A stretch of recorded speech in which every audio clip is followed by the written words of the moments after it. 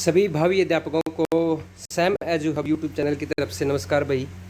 देखो भाई, जो टीजीटी स्क्रीनिंग के रिजल्ट को लेके आज आप लोगों के सामने डीवी के लिए बुलाया गया है और इसके अंदर आपको क्या क्या डॉक्यूमेंट चाहिएंगे और जिसके पास कोई डॉक्यूमेंट नहीं है तो उसका क्या होगा, और अगर आपने कोई फॉर्म में गलती की है तो उसके लिए क्या करना होगा, सारी की सारी जानकारी देंगे वीडियो में भाई। शुरू से लेकर अंत तक बने रहिएगा और चैनल को सब्सक्राइब करके बेल आइकन को अवश्य प्रेस कर ले ताकि आपको पूरी जानकारी चैनल के माध्यम से मिलती रहे।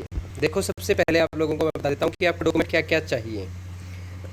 तो सबसे पहले देखोगे आप यहाँ पे जो डॉक्यूमेंट चाहिएंगे आपको, तो सारी की सारी डीएमसी चाहिएगी भई। आपकी 10वीं की भी डीएमसी चाहिएगी, 12वीं की भी डीएमसी चाहिएगी और ग्रेजुएशन बीए के अंदर आपकी जैसे 6 डीएमसी है या फिर जितनी और ज़्यादा डीएमसी है आपकी, तो वो सारी की सारी चाहिएगी।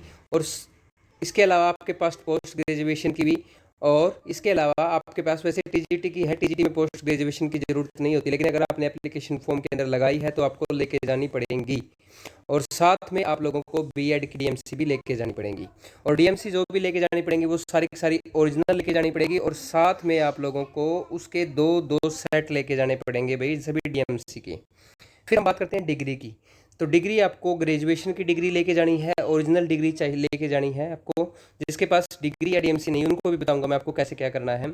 और आपको ग्रेजुएशन के अलावा पोस्ट ग्रेजुएशन अप्लाई कर रखा था फॉर्म के अंदर, तो पोस्ट ग्रेजुएशन की भी और बीएड की भी डिग्री कंपलसरी है भाई। डिग्री बिना आपका काम नहीं होगा वहाँ पे, डिग्री आपको बिल्कुल ज़रूरी चाहिएगी।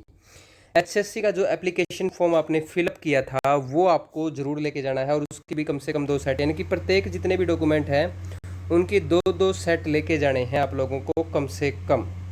एडमिट कार्ड भी आपको लेके जाना है, और आपके पास रेजिडेंस सर्टिफिकेट जो है वो नया होना चाहिए भाई। नए का मतलब ये है कि आपके पास 1 या 1.5 साल पुराना या 2 साल पुराना होना चाहिए।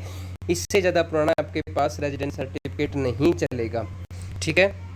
उसके बाद है, हम बात करते हैं आगे भाई, नंबर 6 पे बात करते हैं कैटेगरी सर्टिफिकेट। अगर आप जैसे एससी कैटेगरी के अंदर हैं, या बीसीए है, बीसीबी है, या आपकी ईडब्ल्यूएस है आपकी कैटेगरी, यानी कि आपकी कोई भी कैटेगरी है, तो आपको वो कैटेगरी का सर्टिफिकेट लेके जाना पड़ेगा। और कैटेगरी का सर्टिफिकेट भी ऐसा नहीं है कि आपके पास 5 साल पुराना है या 10 साल पुराना है, वो भी ऐसा नहीं होना चाहिए। ये भी बिल्कुल आपको लेटेस्ट लेके जाना है, नया लेके जाना है।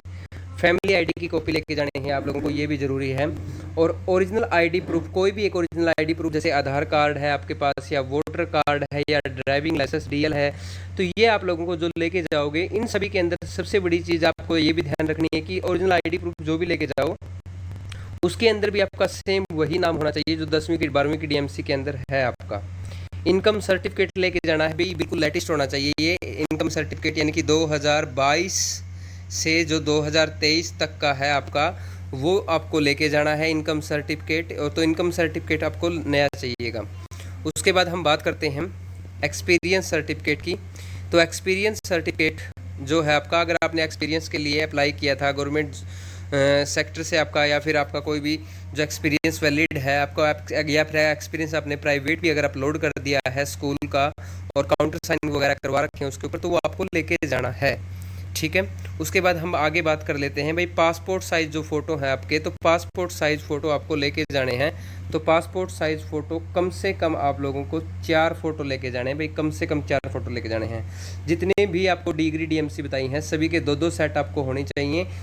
जो सेट होंगे आपको, आप सेल्फ टेस्टेड कर सकते हो इनको, इनके लिए कोई बाध्य नहीं है कि आपको किसी गैजेटेड ऑफिसर से ही अटैच करवा के लेके जाने पड़ेंगे। आप वहाँ पे जाके इजीली वहाँ पर भी आप सेल्फ टेस्ट डॉक्यूमेंट कर सकते हो, और एनी अदर डॉक्यूमेंट जो भी आपने लगाया है। इसके अलावा एक डॉक्यूमेंट और जो इम्पोर्टेंट है तो वो आपको लेके जाना है भाई। वो क्या है आपका, जो भी आपने सोशियो इकोनॉमिक क्राइटेरिया, ठीक है, सोशियो इकोनॉमिक क्राइटेरिया के लिए जो आपने अगर आपने 5 नंबर क्लेम किए हैं तो उसके लिए जो सर्टिफिकेट निकला था वो आपको ज़रूर लेके जाना है। और सोशियो इकोनॉमिक क्राइटेरिया के लिए बोला भी गया था भाई तहसीलदार के साइन होने चाहिए, तो आपके पास आराम से इजीली टाइम था।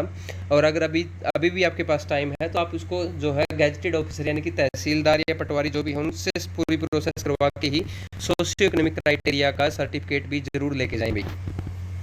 तो ये तो डॉक्यूमेंट की लिस्ट होगी भी आप लोगों को क्या क्या डॉक्यूमेंट लेके जाने हैं।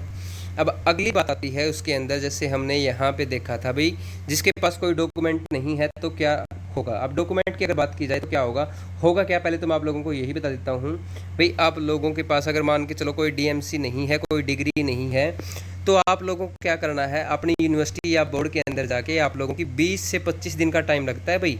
अगर 20 से 25 अगर बाई हैंड लेते हो वहाँ से तो आपको लगभग 20 दिन लग जाएंगे, और अगर आप बाई हैंड की बजाय स्पीड पोस्ट से मंगवाओगे तो आपको 25 दिन लगेंगे।